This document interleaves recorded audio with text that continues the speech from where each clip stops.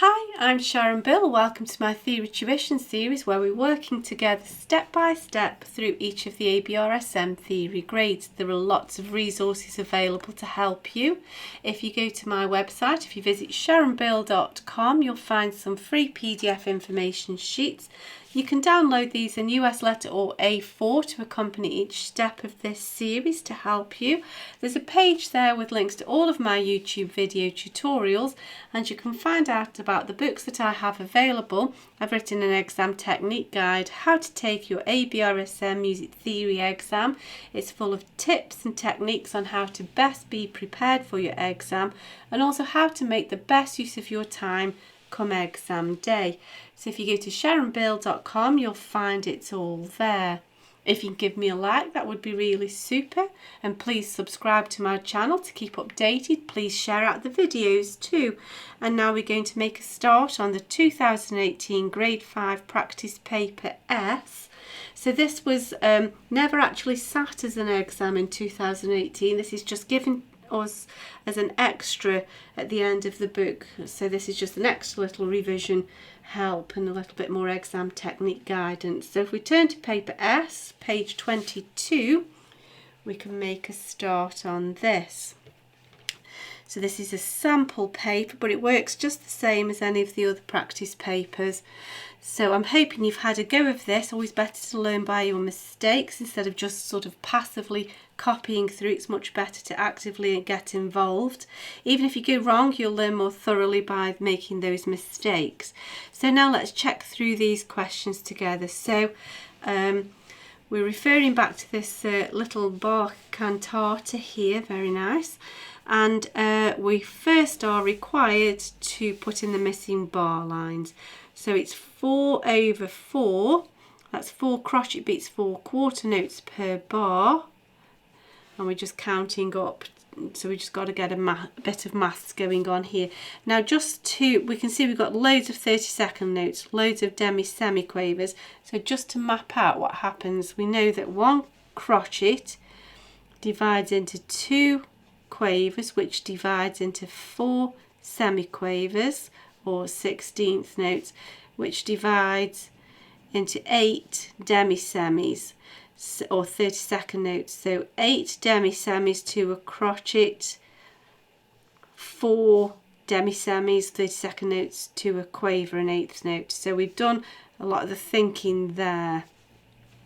So we know that 4 and 4 gives us our crochet. So there's 1 crochet beat, there's another crochet beat, and we can see it's helpfully, that's the rules of beaming. We're beamed to show that crochet beat, that quarter note beat. So 1, 2, 3, 4. So right after the ornament, the lower mordant, is our bar line.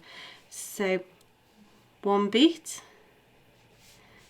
2 beats. Now here we're in semiquavers, so we need 4 semiquavers to a crochet, and the fact that that's dotted and then that's a demi-semi sort of levels out, because that's half as much again and then that's half as short. So we can see that they sort of level each other out, and there's still our crochet beat, our quarter note, and then we've got 3 quarters beat and a quarter. So 1, 2, 3, 4, so that's correct.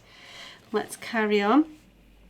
There's 1 beat, and just the same way here, these level each other out. So we've got 4 semiquavers here, that gives us a beat. There's another beat, so 1, 2, 3. Now then here, these are semis, and except for here, 2 demi-semis give us 1 semiquaver, 2 30-second notes give us 1 16th note, and then this dot and this line sort of even each other out. If you're performing it, of course, it'd be another thing, but here we know that mathematically that one's made longer, that one's made shorter, it sort of cancels itself out. So there's our crochet beat there, 1, 2, 3, 4, and we can see it's also beamed in that crochet group. So there we go. 1. Now here we've got 1, 2, 3, 4, 1, 2, 3, still 4 because of the rest. So there's our quarter note crochet beat. There's another one, the fact that they even each other out. We've got 4 semiquavers, one's been made longer, one's been made shorter, so it averages out. There we go. So 1, 2, 3, 4, there's our bar line. And then this last bar isn't complete, so it says etc. Now here they've given us the bar line, so if you did get stuck you could work it backwards from here just to double check yourself, but here you couldn't because you've not got a proper full bar to work back from. Okie dokie, there we go. Now, oh, I've already answered this one. What's this ornament here? This is a lower mordant because of the line through it. Without the line it's the upper mordant, but that's the lower mordant. There we go. So let's have a look at the next bit. So we're looking at a bit of Haydn now, and first job is to describe these 2 chords A and B. So before we go any further, let's look what we're looking for. So we're looking for chords 1, 2, 4 or 5. We're in G major, so G is 1, A, B, C, D. Now we can build our triads. G, B, D, first, third, fifth, A, C, E, C, E, G, D, F, A. And if we just write root position is A, B, first inversion, C, second inversion, and that will help us to describe the bass note and what position the chord's in. So we have a B, a D and a G, so that's a chord 1, and the B is in the bass, so it's a chord 1, B. There we go. You can describe them in terms of tonic and subdominant, but here they're asking us for the Roman numerals and that's the standard practice, so we'll stay with that. Now next one, we have an A, C, E, A, that's chord 2, and the A is in the bass, so it's a chord 2, A. There we go. Now then, below the staves we need to annotate this little bit of music here by writing 1C5 under 2 chords next to each other where this occurs. So 1C is the GBD with the D in the bass, and then 5 is DFA in root position with the D in the bass. So we're looking for 2 chords next to each other, each with a D in the bass, so we're looking for a repeated D in the bass. So we've got a D in the bass but only for one chord there. Here's the D, here's it, so this looks like it could be it.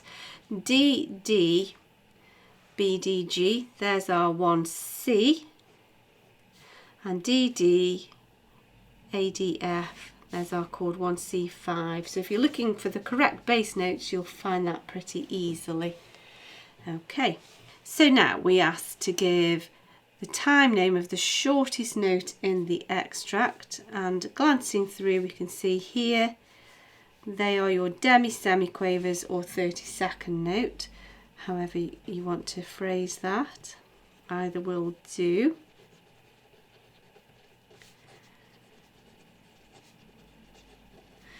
And then we need to name the written out ornament in bar 2, marked with a little bracket. So here we have an E, D, C sharp, D, and we can see it's above the note itself D, below the note back to the harmony note G, B, D.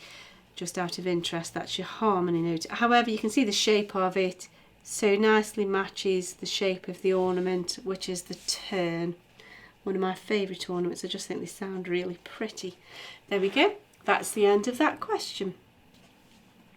We'll look at the next question in the next video. I do hope this is helpful to you. I hope it's helping you to get to grips with grade 5 theory.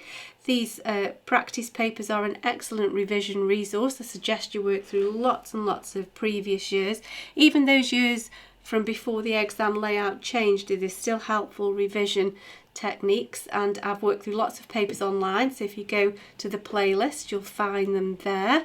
If you can give me a like, that would be super, and please do subscribe to my channel to keep updated. There's lots more in store, and please do share out the videos.